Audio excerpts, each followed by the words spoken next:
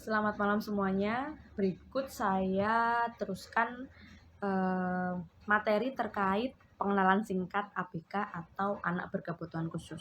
Menurut saya, ABK atau anak berkebutuhan khusus ini ialah suatu pengelompokan atau pengidentifikasian untuk anak-anak yang memerlukan layanan pendidikan khusus untuk menunjang proses belajarnya, dikarenakan adanya gangguan di aspek perkembangannya.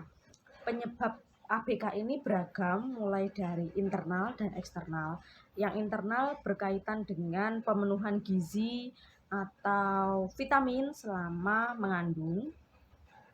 Terus ada juga kelainan kromosom atau gen yang dibawa segaris dengan keturunan-keturunan sebelumnya.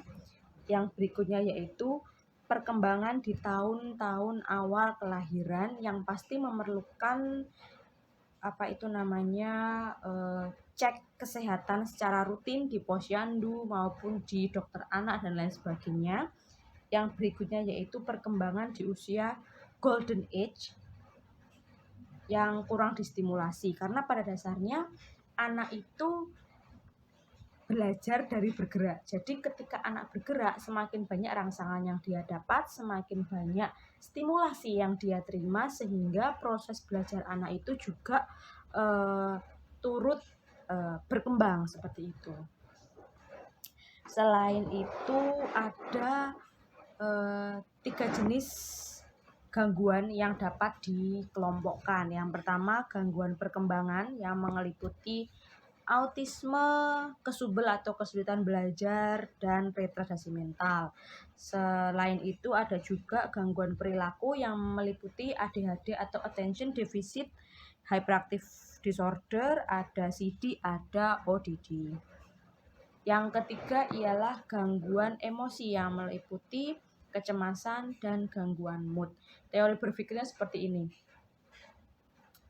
Karena manusia kodratnya menjadi makhluk sosial, pasti di dalam bersosialisasi ada aturan-aturan yang ada dalam kelompok. Di sisi lain, ABK atau anak berkebutuhan khusus itu terganggu proses perkembangannya sehingga tidak mengerti atau belum mengerti aturan-aturan tersebut, sehingga penting adanya intervensi yang bisa membuat ABK itu diterima dalam masyarakat. Jadi ABK itu bisa dilatih, karena ABK itu memiliki perilaku, makanya perilaku itu bisa diamati. Kalau perilaku itu bisa diamati, maka bisa diukur. Ketika perilaku itu bisa diukur, maka bisa dipengaruhi. Ketika bisa dipengaruhi, perilaku itu bisa diubah. Itulah gunanya terapis dan strategi-strategi pembelajaran yang saat ini sedang dipelajari.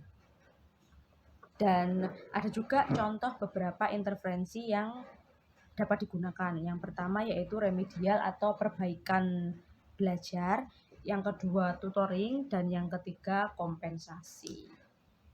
Itu sedikit pengenalan tentang ABK menurut persepsi saya.